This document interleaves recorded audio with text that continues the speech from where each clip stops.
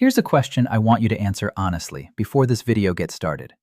If someone handed you a retirement account worth $200,000 tomorrow, maybe from your parents, your spouse, or someone in your family, would you know exactly what the IRS expects you to do next? Would you know when you have to take the money out? Would you know how much you can withdraw each year?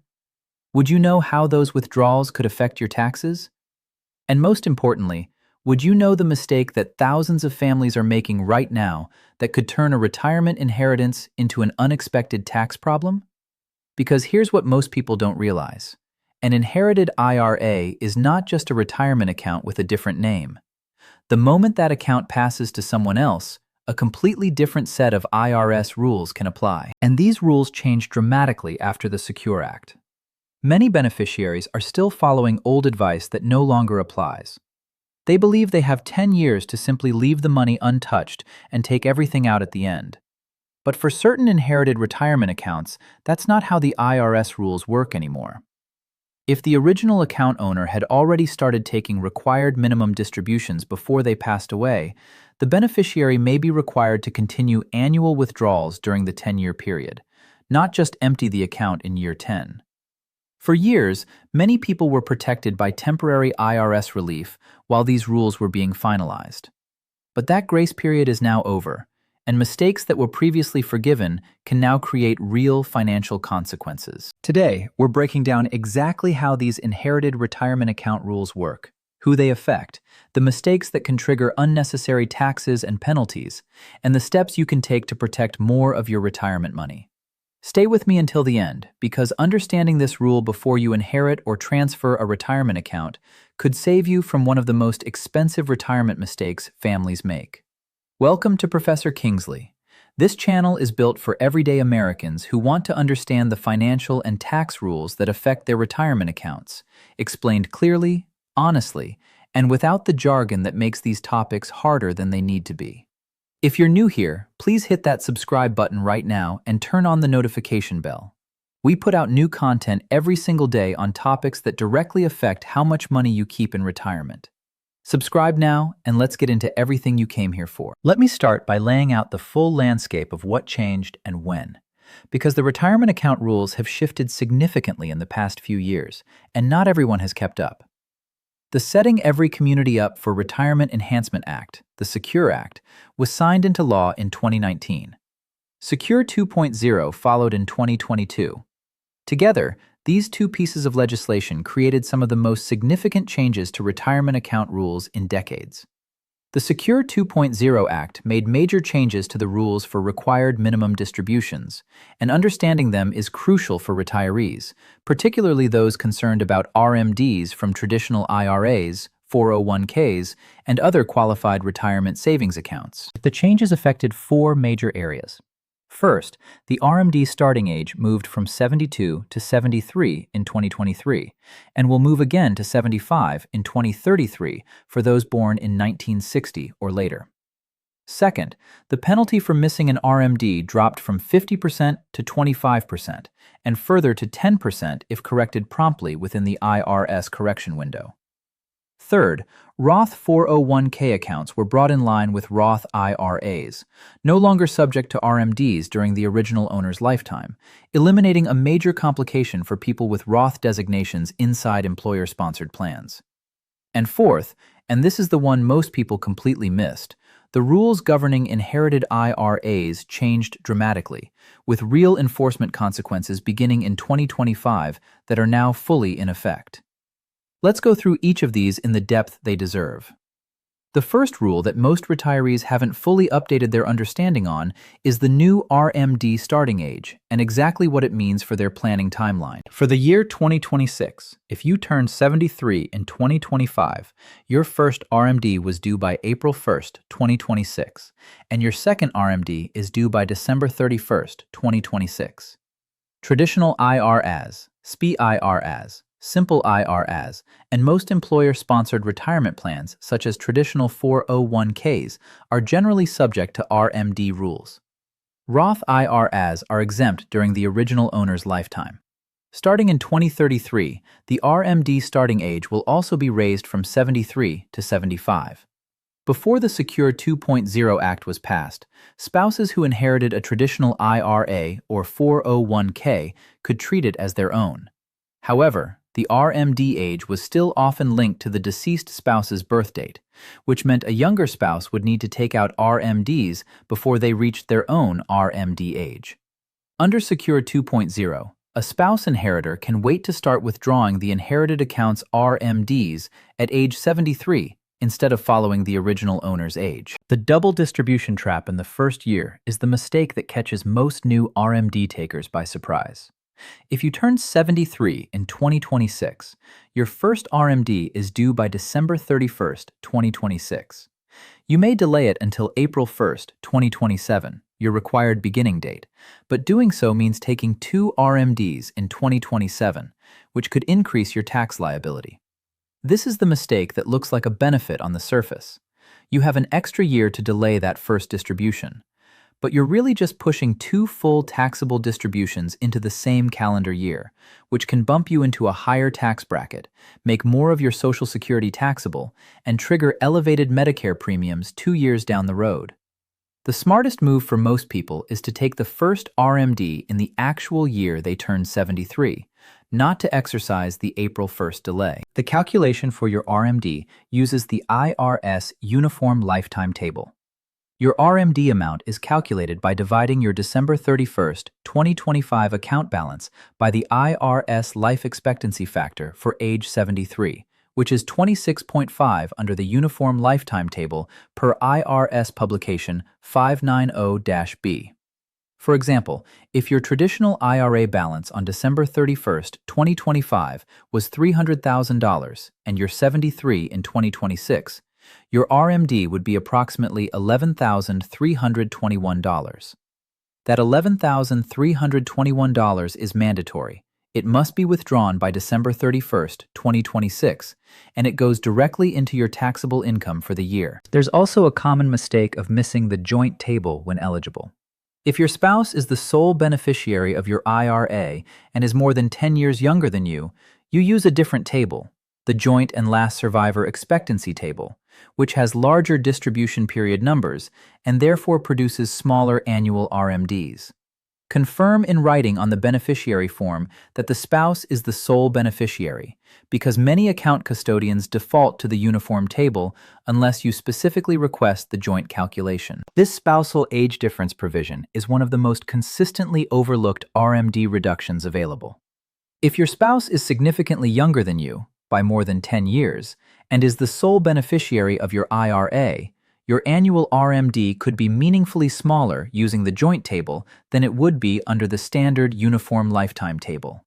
That smaller RMD means less mandatory taxable income, less Social Security taxation exposure, and lower IRMAA Medicare premium risk.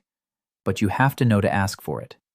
The second major rule that most retirees don't fully understand is the one governing Roth 401k accounts, and this is a genuinely new development that changes the calculation for anyone who has been making Roth contributions inside an employer-sponsored plan. Now, due to Secure 2.0, as with Roth IRAs, Roth 401k accounts aren't subject to the RMD rules before the account holder dies.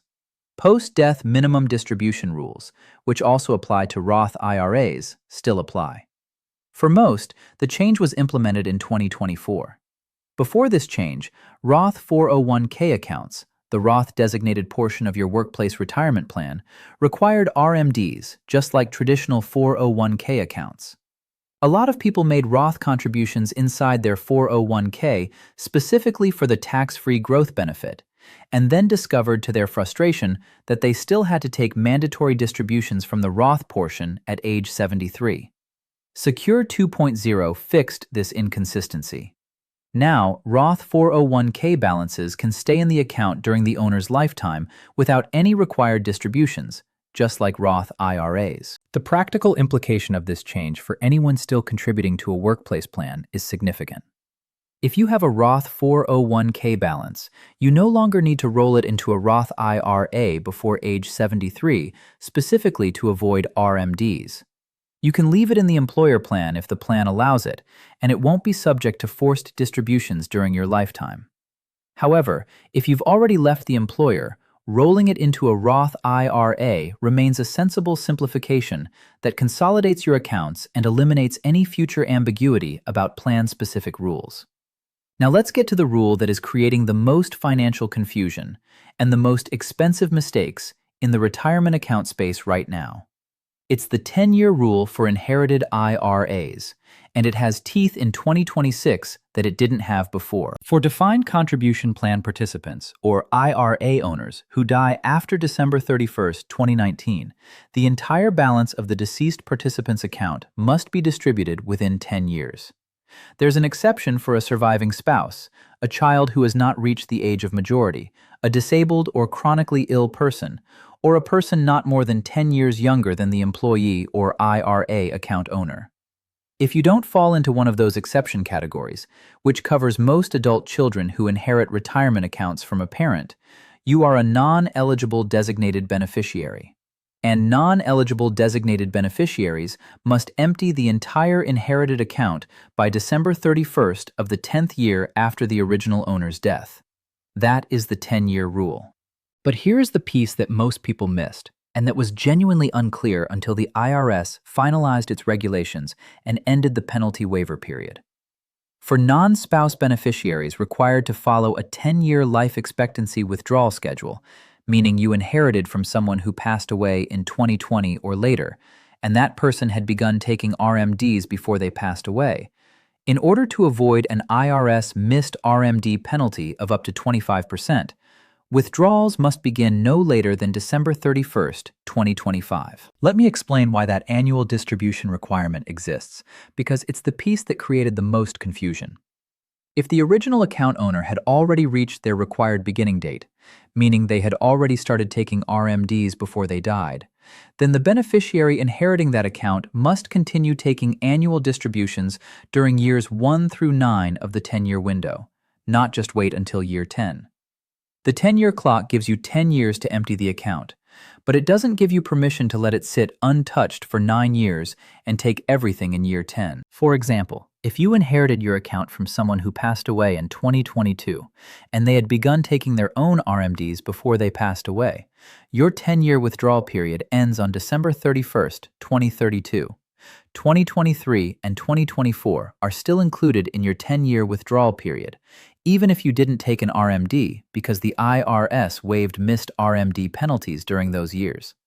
To avoid IRS missed RMD penalties, you must begin taking RMDs from your account each year from 2025 through 2031 and withdraw the full balance of your account by the end of 2032. The IRS waived penalties for missed inherited IRA distributions in 2021, 2022, 2023, and 2024 while the rules were being clarified. That waiver period is now definitively over. If you inherited a retirement account from someone who had already started their RMDs, and you have not been taking annual distributions from that inherited account, you need to address this immediately. The penalty for a missed inherited IRA distribution is the same as for missing your own RMD, 25% of the amount that should have been withdrawn, reduced to 10% if corrected within the 2-year correction window. The annual distributions from an inherited traditional IRA are calculated using the single life expectancy table based on the beneficiary's age in the year following the year of death. A 50-year-old inheriting from a parent in 2025, where the parent died after their required beginning date, starts at a distribution period of 36.2 for the 2026 RMD, subtracts 1 each year, and depletes the account by year 10 in any case. The third aspect of the inherited IRA rules that deserves its own specific discussion is the tax treatment of inherited Roth IRAs, because this is where the rules create a genuinely exceptional opportunity that most beneficiaries don't take full advantage of. For inherited Roth IRAs, the inherited assets generally have no immediate income tax impact, and the withdrawals are tax-free, as long as the original owner met the 5-year aging requirement. Inherited Roth IRAs are also subject to the 10-year rule for non-eligible designated beneficiaries, just like inherited traditional IRAs. But the critical difference is that the distributions from an inherited Roth IRA are completely tax-free, assuming the original account owner's Roth had been open for at least 5 years before they passed away. This means a beneficiary subject to the 10-year rule on an inherited Roth IRA must empty the account by the end of the 10th year, but every dollar they withdraw comes out with no federal income tax. Inherited Roth IRAs are also subject to the 10-year rule for non-eligible designated beneficiaries, but qualified distributions remain completely tax-free, which significantly softens the tax impact. The strategic implication for people who own Roth IRAs. Right now, particularly those who have been doing Roth conversions or who have had Roth accounts for many years, is that Roth assets passed to beneficiaries provide a 10-year window of tax-free growth and tax-free distributions. That's an enormously valuable inheritance compared to a traditional IRA, where every distribution the beneficiary takes is taxed at their ordinary income rate. This is one of the strongest arguments for Roth conversions as a legacy planning tool, not just a personal tax minimization strategy. Now let me connect all of this to the broader picture of what retirement account management should look like in 2026, because understanding the rules is only valuable if it leads to better decisions. The QCD limit for 2026 is $111,000. A one-time QCD of up to $55,000 to charities through certain charitable remainder annuity trusts, charitable remainder unit trusts, or charitable gift annuities is also allowed for 2026. The qualified charitable distribution is the most powerful single tool for managing RMD-related tax consequences. It satisfies your RMD obligation, excludes the distributed amount from your AGI, reduces your combined income for Social Security taxation purposes, and keeps your MAGI below IRM-AA Medicare premium thresholds. For any retiree 70 and a half or older who gives to charity and has a traditional IRA with RMD obligations, the QCD should be the first consideration before any other distribution strategy. The QCD offers a triple benefit. It satisfies your RMD requirement, reduces your adjusted gross income, and can lower Medicare Part B and D premiums by keeping your MAGI below IRMAA thresholds. Another critical error to avoid is converting an RMD to a Roth IRA. A required minimum distribution cannot be converted to a Roth IRA. If you want to convert, the RMD must be taken first. Any amount above the RMD can then be converted. This is a mistake that trips up a lot of people who are enthusiastic about Roth conversions. You cannot satisfy your RMD obligation by rolling that amount into a Roth. The RMD amount must be distributed, taken as cash, donated through a QCD, or spent. Only the amounts above and beyond the RMD can be converted to Roth. If you try to convert the RMD itself, the IRS will treat it as an excess contribution to the Roth account, triggering a 6% annual penalty until the excess is removed. The super catch-up contribution is another 2026 specific rule worth mentioning for anyone in the right age window. If you're between the ages of 60 and 63, you can make higher super catch-up contributions to certain workplace retirement plans. Some of those limits were raised for 2025 and 2026. For those ages 60 to 63 specifically, the super catch-up contribution limit allows up to $11,250 above the standard contribution, giving a total 401k contribution capacity of $35,750 in 2026.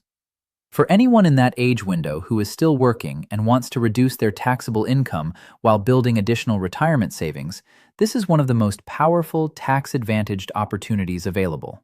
But only if the employer's plan has adopted the Secure 2.0 provision, which is optional for plan sponsors.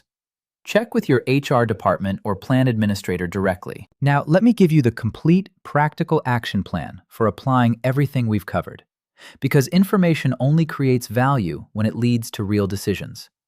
Action 1. If you have inherited a retirement account from someone who died after December 31st, 2019, and that person had already started taking their own RMDs, go back and determine whether you should have been taking annual distributions from that account. If you haven't been, you need to consult a tax professional immediately. The IRS waiver period has ended. Missed distributions from 2025 onward carry the full 25% penalty, reducible to 10% if corrected within the 2-year window. Acting now, before you miss another year's distribution, is the most important step you can take. Action 2. If you have an inherited traditional IRA from someone who had not yet started RMDs before they died, meaning they died before their required beginning date, you still must empty the account within 10 years of their death. In this case, annual distributions during the 10-year window may not be required, but you must ensure the account is fully distributed by the deadline. Check your deadline, calculate what that implies for annual distributions, and decide whether a gradual annual approach or a backloaded strategy better fits your tax bracket situation. Action 3. If you have a Roth 401k balance inside a current or former employer plan, check whether your plan has updated to the Secure 2.0 provision, eliminating Roth 401k RMDs during the owner's lifetime. If you've left the employer and still have a Roth 401k sitting there, consider rolling it to a Roth IRA to consolidate accounts and clarify the distribution rules. Action 4. If you are married with a spouse who is more than 10 years younger than you and is the sole primary beneficiary of your IRA, contact your IRA custodian and confirm in writing that your beneficiary designation reflects this, and ask explicitly whether you are using the joint and last survivor expectancy table for your RMD calculation. If you're not, the switch could reduce your annual RMD meaningfully. Action 5. If you are 70 and a half or older and make charitable contributions of any kind, initiate a qualified charitable distribution from your IRA before year-end. Call your custodian. Request a direct transfer to the charity payable from your IRA. Up to $111,000 in 2026 can be transferred this way, completely excluded from your taxable income and counting toward your RMD. Action 6. If you are between ages 60 and 63 and are still contributing to a workplace 401k, ask your plan administrator whether the Super Catch-up contribution has been adopted by your plan. If it has, consider maximizing it to reduce your 2026 taxable income while building additional tax-advantaged retirement assets. Here is what I want you to carry away from everything we've covered today. The retirement account rules are not static. They changed dramatically with the Secure Act in 2019, changed again with Secure 2.0 in 2022, and had new enforcement consequences take effect beginning in 2025. The people who are being most financially affected right now are not people who were reckless with their retirement accounts. They're people who inherited an IRA, assumed they understood the rules, and didn't realize that the 10-year rule included an annual distribution requirement in specific circumstances, a requirement the IRS waived for 4 years and then began enforcing. Familiarizing yourself with these new rules could help your retirement go more smoothly, but you shouldn't assume they're set in stone. Contribution limits will likely keep rising with inflation, and the government could continue to update these rules. The right approach is to stay current, which is exactly what you're doing by watching this channel, and to work with a qualified tax professional when your specific situation involves the more complex provisions like inherited IRAs, inherited Roth accounts, or the joint table calculation. Before you close this video, please share it. Think of one person in your life who has recently inherited a retirement account, or who has a spouse with a significantly different age, or who has a Roth 401k they haven't thought much about. Hit that share button right now.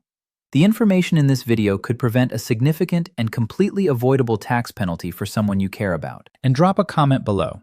Tell me, did you know about the annual distribution requirement inside the 10-year rule for inherited IRAs?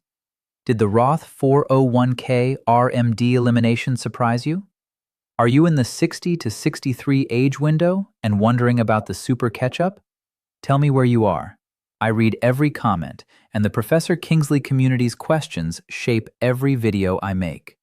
This is Professor Kingsley. Know the rules before they know you, and I'll see you in the next one.